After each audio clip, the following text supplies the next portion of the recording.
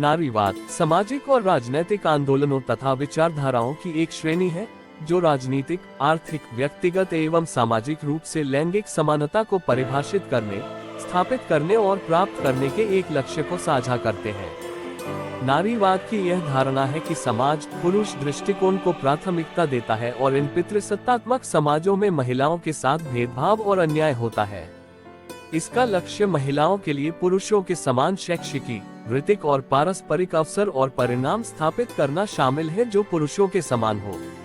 नारीवादी सिद्धांतों का उद्देश्य लैंगिक असमानता की प्रकृति एवं कारणों को समझना तथा इसके फलस्वरूप पैदा होने वाले लैंगिक भेदभाव की राजनीति और शक्ति संतुलन के सिद्धांतों पर इसके असर की व्याख्या करना है।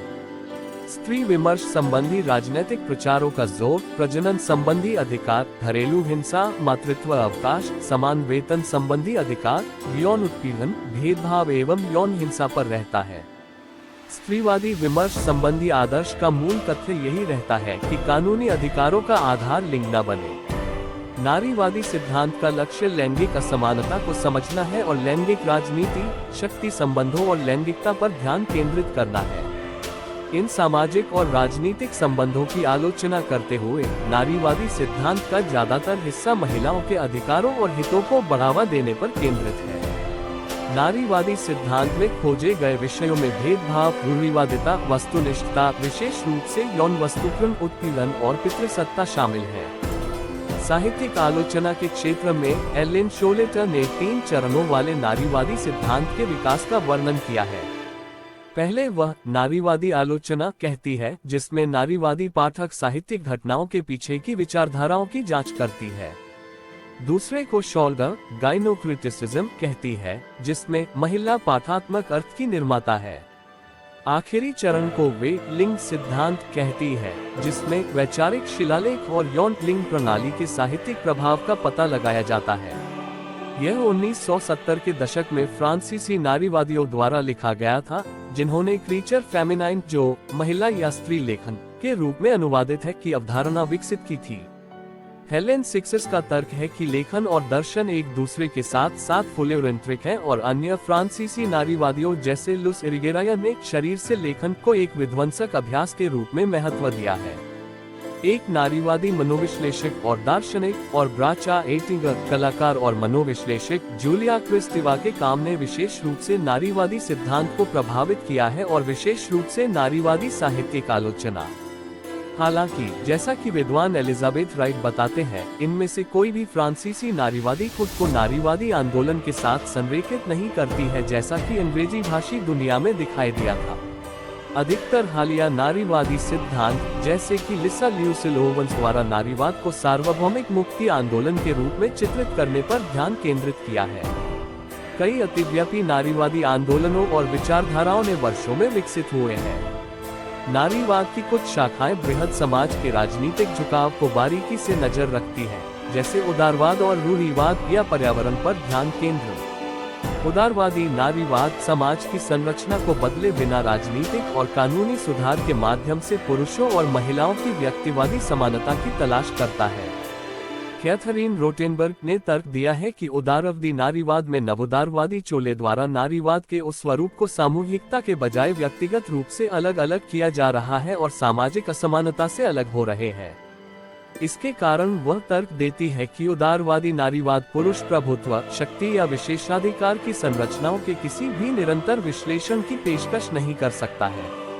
रोजमेरी हेनेसी और क्रिस इंग्राहम का कहना है कि नारीवाद का भौतिकवादी रूप पश्चिमी मार्क्सवादी विचार से विकसित हुआ है और कई अलग अलग लेकिन अतिव्यापी आंदोलनों के लिए प्रेरित किया है, जो सभी पूंजीवाद की आलोचना में शामिल हैं और महिलाओं के लिए विचारधारा के संबंधों पर केंद्रित है। मार्क्सवादी नारीवाद का तर्क है कि पूंजीवाद महिलाओं के उत्पीड़न का मूल कारण है और घरेलू जीवन और रोजगार में महिलाओं के खिलाफ भेदभाव पूंजीवादी विचारधाराओं का एक परिणाम है। 20वीं शताब्दी के उत्तरार्ध में विभिन्न नारीवादियों ने तर्क दिया कि लिंग की भूमिका सामाजिक रूप से निर्मित है और यह कि संस्कृतियों और इतिहासों में महिलाओं के अनुभवों को सामान्य बताना असंभव है। उत्तर संरचनात्मक नारीवाद उत्तर संरचनावाद और विखंडन के दर्शन पर बहस करने के लिए ये तर्क देता है कि लिंग की अवधारणा सामाजिक और सांस्कृतिक रूप से प्रवचन के माध्यम से बनाई गई है। उत्तर आधुनिक नारीवादियों ने लिंग के सामाजिक निर्माण और वास्तविकता की विवेकी प्रकृति पर भी जोर दिया। ट्रांसजेंडर लोगों पर नारीवादी विचार भिन्न है।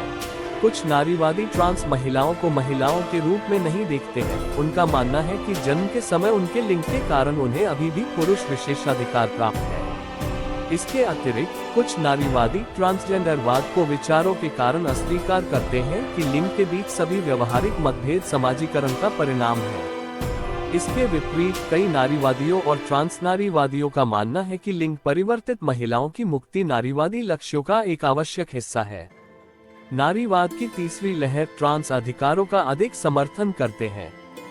ट्रांस नारीवाद में एक प्रमुख अवधारणा ट्रांस विद्वेष की है, जहां लिंग परिवर्तित महिलाओं या स्त्रीलिंग लिंग गैर अनुरूपता के प्रति तरकीन दर, घृणा या भेदभाव किया जाता है। सांस्कृतिक नारीवाद वह सिद्धांत है जिसमें नारियों महिलाओं के लिए सांस्कृतिक श्रेष्ठता को बढ़ाने, सांस्कृतिक हीनता को कम करने का प्रयास करते हैं। शोषण की जड़ें सांस्कृतिक में है, जो पितृसत्ता में समाहित है, उनसे महिलाओं को बाहर निकालने व पुरुषों के समान ही उनको अधिकार दिलाना नारीवाद का सांस्कृतिक सिद्धांत है। इसीलिए महिलाओं को खुद संस्कृति का सृजन करना चाहिए, जिससे उनको स्वयं समाज में श्रेष्ठता मिले। उदारवादी नारीवाद एक व्यक्तिवादी किस्म का नारीवाद है, जिसमें औरतें समझती है कि वह अपनी सोच और कर्तव्य से समानता पा सकती हैं। उदारवादी नारीवादियों का मानना है कि सामाजिक संस्थाओं में औरतों की आवाज और उनकी पहचान का सही मायने में प्रतिनिधित्व नहीं हो पाता। उनका कहना है कि इसकी वजह औरतों के प्रति भेदभावपूर्ण नियम और कानून है। इसी कारण औरतें विकास से वंचित रह। सुप्रसिद्ध विचारक जेम्स चक्रवाद्वार नारीवाद की व्याख्या करते हुए कहा कि मिल, कारखाने आदि सभी कार्यस्थलों पर कार्य के कुछ घंटे इस प्रकार के होने चाहिए कि माँ बाप दोनों ही बच्चे की देखभाल का कार्य कर सके। समाजवादी नारीवाद या मार्क्सवादी नारीवाद, मार्क्सिस्ट फेमिनिज्म, औद्योगिक रजिस्ट्रारवाद के उलट और उत्पादन के साधनों के साथ श्रम के संबंध के संदर्भ में नारी की सामाजिक स्थिति में बदलाव को देखता है। उनके अनुसार क्रांति ही एकमात्र समाधान है। हालांकि समय बीतने के साथ समाजवादी नारीवादी इस प्रस्ताव पर अधिक दृढ़ हो गए हैं कि समाजवादी क्रांति के बाद महिलाओं के जीवन में निश्चित बदलाव होंगे। वे लैंगिक भेदभाव को भी बहुत आक्रामक दृष्टि से देखते हैं। फिर भी समाजवादी मार्क्सवादी नारीवादी हमेशा इसके प्रति सचेत रहते हैं। समाज को वर्ग, जाति और नस्ल के आधार पर कैसे विभाजित किया जाता है, इस विभाजन को बनाए रखने में लिंग एक महत्वपूर्ण भूमिका निभाता है। समाज की ये सभी संरचनाएं एक दूसरे से जुड़ी हुई हैं और समान रूप से विनाशकारी हैं। समाजवादी नारीवाद उदारवादियों के साथ बराबरी करते हुए पुरुषों को उन सभी के साथ जोड़कर देखता है। इसलिए किसी भी प्रकार के परिवर्तनकारी आंदोलन में पुरुषों की भूमिका उनकी दृष्टि में महत्वपूर्ण है। नारीवाद एवं लोक कथाएं महिलाओं के हक व समानता की बात करता है, जो नारी को पुरुष की भांति हक दिलाने व उनको बेहतर बनाने को प्रोत्साहित करता है।